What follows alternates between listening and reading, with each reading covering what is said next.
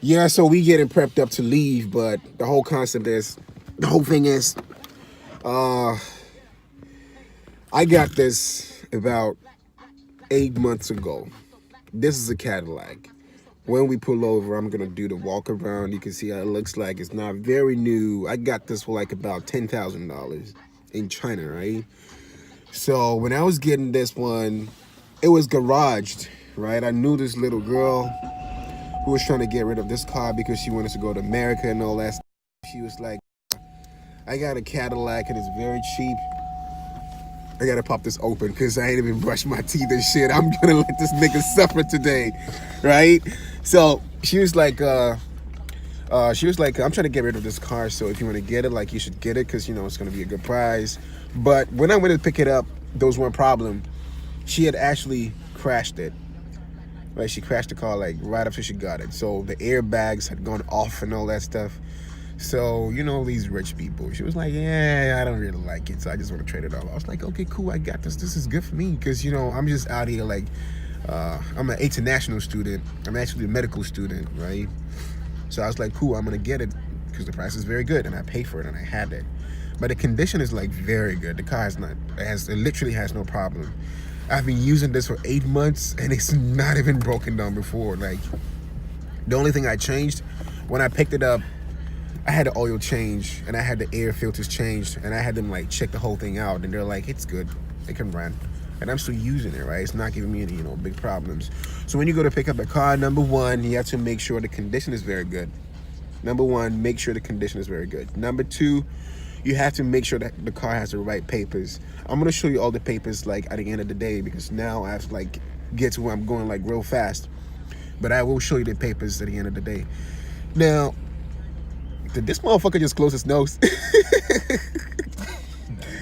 Yeah, I look messed up. I know, man. I just woke up and this guy just called me up to come check out this car because today one of my friends has to flip a car, so I'm gonna help him out, right? So you make sure the papers are legit.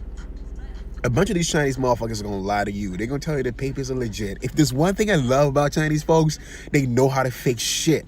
They're gonna give you something that's not legit, right? But they will just fake it, and because you're a foreigner, you cannot even tell the difference. So you have to make sure like these papers are legit.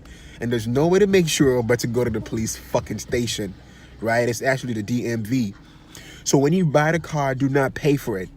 Let them go to the DMV with you and have the name change done. Right, they're gonna change every single document into your name. Afterwards, you give them money. If you pay them and they have the money, oh, you're fucked. You're screwed, man.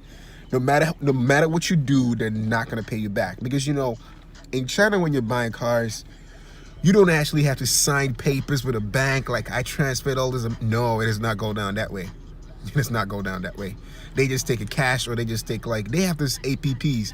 A bunch of you live in China, so you know about WeChat and all that stuff. You can just send the money over WeChat and that's it, right?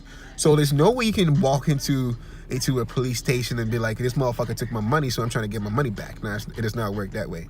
So number one, make sure the condition of the car is very good. Drive it around, test drive it.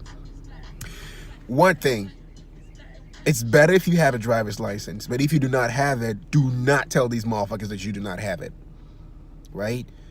If they ask you, tell them you have it, but you did not bring it with you. Because if they know you do not have it, they're not going to let you test drive the car. Because while you're test driving, if you ran into any problems, it's going to be their problem. That's a good thing, right? So they're not telling them you don't have it. Tell them you have it, right? So you drive around, you check it out. If it's good, you pay for it. If it's good, you go to the DMV, get the name changed. Now it's your property, and you pay for it, right? So today we're gonna show you a few cars. We're gonna show you like we're gonna check out an X5 and a Range, and afterwards I'll get back to you. I'll show you all how all the documents look like.